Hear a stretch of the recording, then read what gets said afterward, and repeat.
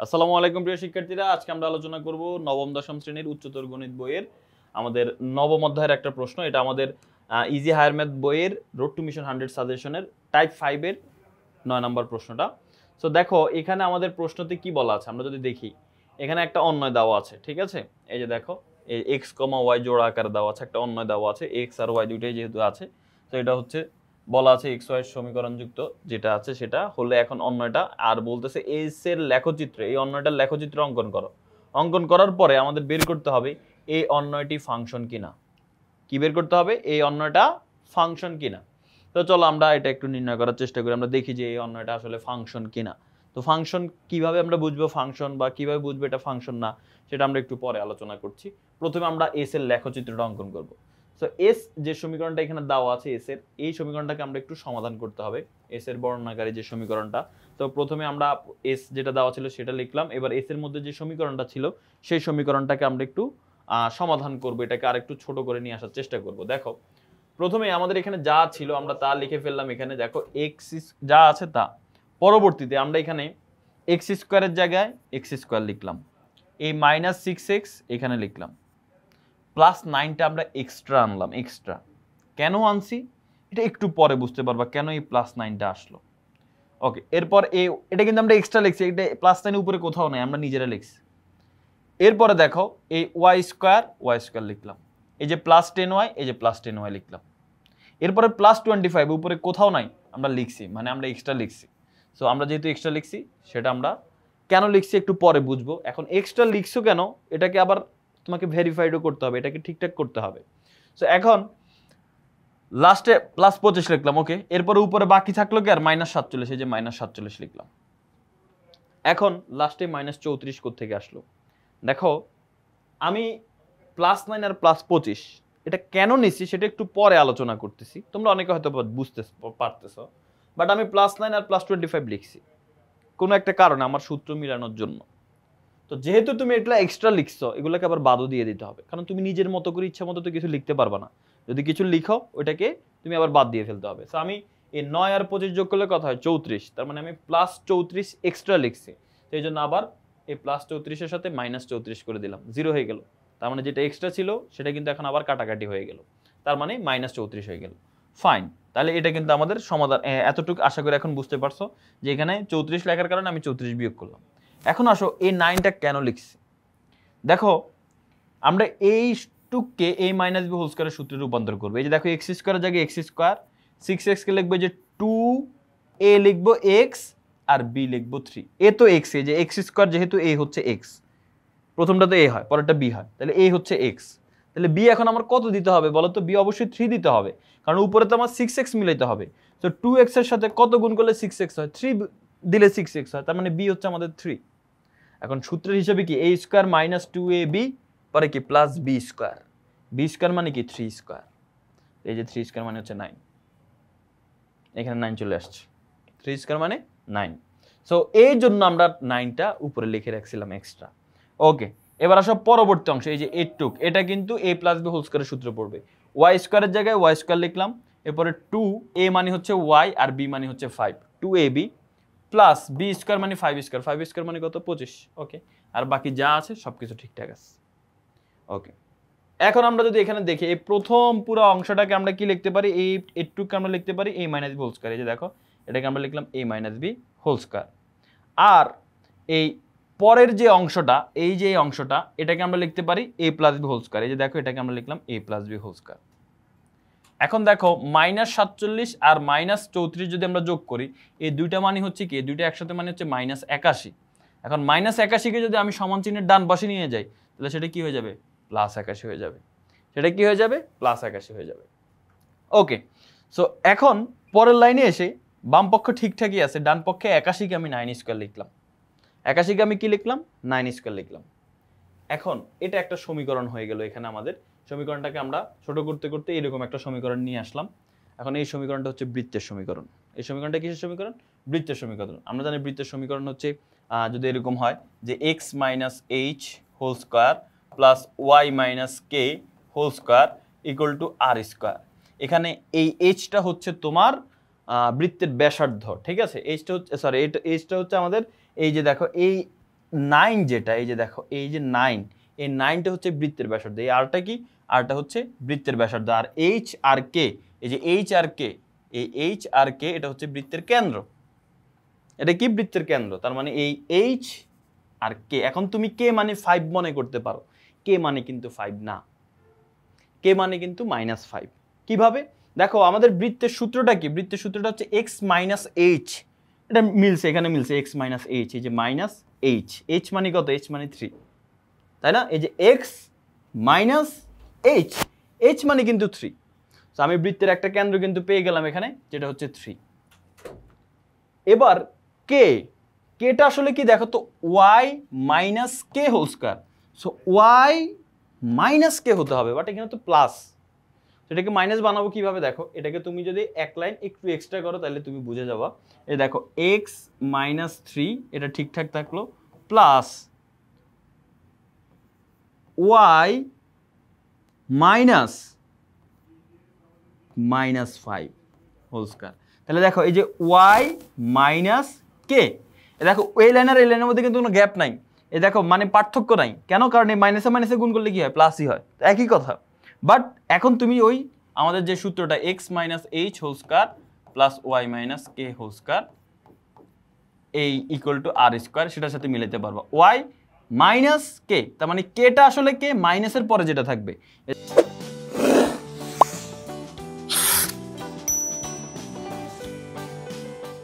দেখো y এর পরে মাইনাস, মাইনাসের পরে কে আছে, -5, তার মানে আমাদের কেটা হচ্ছে কিন্তু -5, এই জন্য এর কেন্দ্র কিন্তু হচ্ছে -5। সো এখানে যদিও +5 আছে, তুমি আবার মনে করো না যে 5 হচ্ছে কেন্দ্রের আরেকটা বিন্দু, না, একটা বিন্দু 3 আরেকটা বিন্দু -5 হবে। বা এটা তুমি সহজভাবে যেটা নির্ণয় করতে পারো সেটা হচ্ছে এই এখানে যেটা থাকবে x এর মানটা, যেখানে যদি থাকে x - 3 ইকুয়াল টু তুমি 0 ধরে নেবে, তাহলে x এর মান কত আসে, -3 এর পাশে গেলে +3, তার মানে একটা মান হচ্ছে 3, আর এখানে আছে y + 5, এই যে y + 5 এটা সমান 0 ধরে নিবা, তাহলে y এর মান কত আসে, +5 ওই পাশে গেলে -5, তার মানে একটা বিন্দু হবে 3 আর একটা বিন্দু হবে -5, মানে x এর মান হবে 3, y এর মান -5, এই যে 3, -5, এটা হচ্ছে বৃত্তের কেন্দ্র। আর ব্যাসার্ধ কি, এটার উপর r স্কয়ার, rটা হচ্ছে ব্যাসার্ধ হয়, এই x - h whole square plus y - k whole square equal to r square, rটা হচ্ছে ব্যাসার্ধ, সেখানে r স্কয়ার, r এর জায়গায় আমাদের কত আছে, না 9 আছে, তার মান হচ্ছে 9, ঠিক আছে। সো ব্যাসার্ধটা আমাদের কত, ব্যাসার্ধটা হচ্ছে 9। ওকে ফাইন, তাহলে আমরা এই যে এখানে বলে ফেললাম যে এস একটি বৃত্ত, কারণ বৃত্তের সমীকরণ এটা আমরা দেখতে পাচ্ছি, যার কেন্দ্র এটা আর ব্যাসার্ধ হচ্ছে কি 9। এখন আমরা ছক কাগজের মধ্যে আমরা এটা আঁকবো, কিভাবে আঁকবো দেখো, প্রথমে আমরা ছক কাগজের মধ্যে x অক্ষ y অক্ষ অঙ্কন করব। তো আমরা জানি গ্রাফ পেপারের মধ্যে আমাদের x অক্ষ y অক্ষ অঙ্কন করতে হয়, তো একটা গ্রাফ পেপার নিলাম, নিয়ে এই যে দেখো এটা হচ্ছে আমাদের x অক্ষ, এই বরাবর যে দাগটা দেখতে পাচ্ছ এটা x অক্ষ, এটার নাম দেয় x ও x প্রাইম, এটা হচ্ছে y অক্ষ যেটার নাম দেয় y ও y প্রাইম। এখন আমরা প্রথমে আমাদের যে বিন্দুটা আছে সেই বিন্দুটা বসাবো, কেন্দ্র যেটা, তো কেন্দ্রটা কত তুমি যদি একটু খেয়াল করো, কেন্দ্রটা হচ্ছে 3, -5, 3, -5। সো এখন আমরা এখানে যে কাজ করব 3, -5, তো 3, -5 বিন্দুটা এই যে এখানে চলে আসে, মানে গ্রাফটা অনেক ছোট হয়ে যায়। তো আমরা কি করব, আমরা প্রতি ঘরকে 2 একক করে ধরবো, x ও y অক্ষ বরাবর প্রতি ক্ষুদ্রতম ঘরকে 2 একক ধরে, এই যে ভালো করে খেয়াল করো, x ও y অক্ষ বরাবর 2 একক, 2 বর্গকরকে 1 একক ধরে। তো যাই হোক আমাদের কেন্দ্রটা ছিল কি 3, -5, তাহলে আমরা আগে কেন্দ্রটা, আমাদের যে বৃত্তটা হবে, যেহেতু এটা বৃত্তের সমীকরণ, এটার গ্রাফটা অবশ্যই বৃত্ত হবে, তো এটার গ্রাফ যেহেতু বৃত্ত হবে, তো আমরা বৃত্তটাকে অঙ্কন করি গ্রাফ পেপারের মধ্যে। তো বৃত্ত অঙ্কন করতে গেলে আগে কেন্দ্রটা কোথায় সেখানে তোমার যেতে হবে। তো আমি যদি কেন্দ্রতে যাই, কেন্দ্রটা হচ্ছে আমাদের 3, -5, 3টা আসলে কোথায়, 3টা যদি তুমি এখানে খেয়াল করো, এই 3টা হচ্ছে তোমার এখান থেকে এই দিকে যাবে, এটা হচ্ছে x এর মান, প্রথম মান যেটা সেটা হচ্ছে x এর মান, আর দ্বিতীয় মান যেটা সেটা হচ্ছে y এর মান। তো x এর মান 3 দেওয়া, তো x এর মান 3 দেওয়া মানে তুমি এদিকে 3 ঘর যাইতে হবে, 1 2 3, না 3 ঘর না, বেশি যেতে হবে একটু, কেন, কারণ দেখো 2 ঘরকে 1 একক ধরতেছি, মানে তুমি 3 একক যাইতে হবে, 1 একক মানে 2 ঘর, 2 একক মানে 4 ঘর, 3 একক মানে 6 ঘর যাইতে হবে, মানে তোমাকে টোটাল 6 ঘর যাইতে হবে। তাহলে এখানে 1 2 3 4 5 6, এই যে 6 ঘর এখানে আসলাম, এখানে বিন্দু দিবা না, জাস্ট আমি এমনি বিন্দু দিয়ে বুঝাচ্ছি, এই যে 6 ঘর আসলাম, তার মানে এবার নিচে y এর মান -5, দেখো ওয়াই এর মান হয় উপরের দিকে বসে, না হয় নিচের দিকে বসে। তো নিচের দিকে কখন বসে? যদি মাইনাসের হয়। তো ওয়াই এর মান -5 মানে নিচের দিকে যাবে 5 একক। কত একক? 5 একক যাবে নিচের দিকে, মাইনাসের জন্য নিচের দিকে যাবে 5 একক। তো 1 একক মানে 2 ঘর করে, 1 একক মানে কয় ঘর করে? 2 ঘর করে। তার মানে নিচের দিকে 2 ঘর করে টোটাল 5 বার যাইতে হবে। তার মানে 5 একক মানে টোটাল 10 ঘর নিচে যাইতে হবে। তো দেখো 1 2 3 4 5 6 7 8 9 10, এই যে দেখো। তার মানে এই বিন্দুটা, যেটা এই মূল বিন্দু থেকে 3 একক এই দিকে আছে, 5 একক নিচে আছে। তার মানে এটা হচ্ছে আমাদের বৃত্তের কেন্দ্র। কেন্দ্র আমরা পেয়ে গেলাম। এবার আমরা বৃত্তটা আঁকবো। তো বৃত্তের ব্যাসার্ধ আমরা পেয়ে গেছি না? তো এই বৃত্তের ব্যাসার্ধের মাপ নিব আমরা। দেখো আমরা বৃত্ত কিভাবে আঁকি। যদি জ্যামিতিতে তোমাকে কখনো বলে দেয় একটা বৃত্তের ব্যাসার্ধ এই যে এটা 3 সেন্টিমিটার, মনে করো এতটুকু হচ্ছে 3 সেন্টিমিটার, 3 সেন্টিমিটার, বৃত্তটি অঙ্কন করো। কি বললো? বৃত্তটি অঙ্কন করো। তো কি করব আমরা? এই বৃত্তের ব্যাসার্ধের মাপ নিলাম, নিয়ে জাস্ট একটা বৃত্ত অঙ্কন করে দিই। এই যে এরকম একটা বৃত্ত অঙ্কন করে ফেলি ব্যাসার্ধের মাপ নিয়ে। তাহলে এখন আমরা যেহেতু কেন্দ্র পেয়ে গেছি, তাহলে এখন আমরা ওই ব্যাসার্ধের সমান মাপ নিয়ে পেন্সিল কম্পাসের মধ্যে ব্যাসার্ধের সমান মাপ নিয়ে একটা বৃত্ত এঁকে ফেলবো। এখন ব্যাসার্ধ কত পাইছি আমরা? 9। আর এর মান কত পাইছি? 9। ব্যাসার্ধ যেহেতু 9 পাইছি, তার মানে আমাদের ব্যাসার্ধটা 9 পাইছি, মানে এখন আমরা পেন্সিল কম্পাস দিয়ে 9 একক মাপ নিব। তো 9 একক মাপ নিব। 9 একক মানে কি? দেখো ভাইয়া, 1 একক মানে হচ্ছে 2 ঘর। তার মানে 9 একক মানে হচ্ছে 18 ঘর নিতে হবে তোমার। সো এখানে পেন্সিল কম্পাস বসে তোমার 18 ঘর মাপ নিতে হবে। তুমি দেখো এখান থেকে 5 10 15 16 17 18, দেখো এখান পর্যন্ত কিন্তু এই বৃত্তের কেন্দ্র থেকে এখান পর্যন্ত কিন্তু 18 ঘর আছে, সব দিকে 18 ঘর আছে। তুমি দেখো সব দিকে 18 ঘর করে আছে। তো তুমি এখন পেন্সিল কম্পাস এখানে বসায় 18 ঘর উপর পর্যন্ত একটা পেন্সিল, এখানে থাকবে পেন্সিলের কম্পাস, এখানে থাকবে পেন্সিল, 18 ঘর মাপ নিলা। নিয়ে এবার তুমি একটা বৃত্ত অঙ্কন করে ফেলো। শেষ, আমাদের গ্রাফটা কিন্তু হয়ে গেল। বৃত্ত অঙ্কন করা কিন্তু আমাদের হয়ে গেল। সো বৃত্ত অঙ্কন করা হয়ে গেলে এখন তুমি যদি খেয়াল করো, আমাদের ওয়াই অক্ষের মধ্যে এই গ্রাফটা দুইটা বিন্দুতে ছেদ করে। ওয়াই অক্ষে এই যে একটা বিন্দু হচ্ছে এইখানে, এই বিন্দুটার মান তোমাকে বের করতে হবে। কত কত? এই যে এটা ওয়াই অক্ষ, তাই না? এটা হচ্ছে আমাদের ওয়াই অক্ষ, এই যে ওয়াই অক্ষ। সো ওয়াই অক্ষে এখানে তোমাকে বের করতে হবে এক্স এর মান তো 0, কারণ এক্স এর মান যদি +1 হইতো এদিকে যাইতো, -1 হইলে এদিকে আসতো। 0 দেখে এক্স এর মান এখানে রয়ে গেল। ওয়াই এর মান কত? কয় ঘর উপরে উঠছে দেখো তো? 1 2 3 4 5 6 7, 7 ঘর উপরে উঠছে। 7 ঘর উপরে উঠছে। তো 7 ঘর উপরে উঠছে মানে এটা হচ্ছে 7/2, কারণ প্রতি 2 ঘরকে 1 একক করে আমরা ধরছি। তার মানে 7 ঘর উঠছে মানে এই যে দেখো 7/2 একক উপরে উঠছে। এটা তুমি এখন তোমার মাথায় প্রশ্ন আসতে পারে, ভাই এটা আমি কিভাবে বুঝবো 7/2? দেখো ভাইয়া, 2 ঘর গেলে কত? 1 একক, আরো 2 ঘর গেলে আরো 1 একক, আরো 2 ঘর গেলে আরো 1 একক, আর 1 ঘর গেলে 0.5 একক, মানে 3.5। 3 ঘর আর 0.5 মানে 3.5। তো 3.5 মানে হচ্ছে 7/2, সোজা হিসাব। ঠিক আছে? তো 7/2, বা তুমি এখানে 3.5 লিখতে পারো, সমস্যা নেই। তো 7/2। আবার নিচের দিকে যদি তুমি খেয়াল করো, নিচের দিকেও কিন্তু একটা বিন্দুতে ছেদ করছে। এই যে আমাদের যে বৃত্তটা, এই বৃত্তটা নিচের দিকে একটা বিন্দুতে ছেদ করছে। সেই বিন্দুটা হচ্ছে এইটা, ওয়াই অক্ষে ছেদ করছে। ওয়াই অক্ষে এখানে ছেদ করছে। তো ওয়াই অক্ষে ছেদ করলে মনে রাখবা, ওয়াই অক্ষে ছেদ করা মানেই হচ্ছে এক্স এর মান 0, কারণ এক্স এর মান যদি কিছু হইতো হয় সে একটু ডানে যাইতো, না হয় বামে যাইতো। এক্স এর মানে এই ওয়াই অক্ষের মধ্যেই আছে, মানে এক্স ডানেও যায় না বামেও যায় না, এর মানে হচ্ছে এক্স এর মান 0।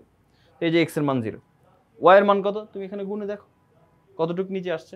এখান থেকে 5 10 15 20 25 26 ঘর নিচে আসছে। 26 ঘর নিচে আসছে। তো 26 ঘর যেহেতু নিচে আসছে, তাহলে তোমার সেই হিসাবে 26 ঘর নাকি 27 ঘর দেখি তো, 5 10 15 20 25। আচ্ছা, তুমি ছকটা আঁকলে হয়তো বা তুমি এখানে 27 ঘর দেখতে পাবা। ঠিক আছে? তো 27 ঘর নিচে আসছে। তো 27 ঘর নিচে আসলে ওই যে 27/2 হবে।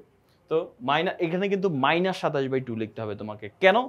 কারণ এটা নিচের দিকে আসছে, নিচের দিকে আসলে ওয়াই এর মান মাইনাস। সো ওয়াই এর মান হচ্ছে -27/2। ঠিক আছে?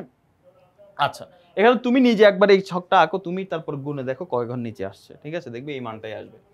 ফাইন। এখন আসো আমরা লিখবো যে হচ্ছে লেখচিত্র থেকে দেখা যায় ওয়াই অক্ষের উপর দুইটা বিন্দু আছে। একটা বিন্দু হচ্ছে ওই যে প্রথমে যেটা দেখালাম 0,7/2, আর একটা হচ্ছে 0,27/2।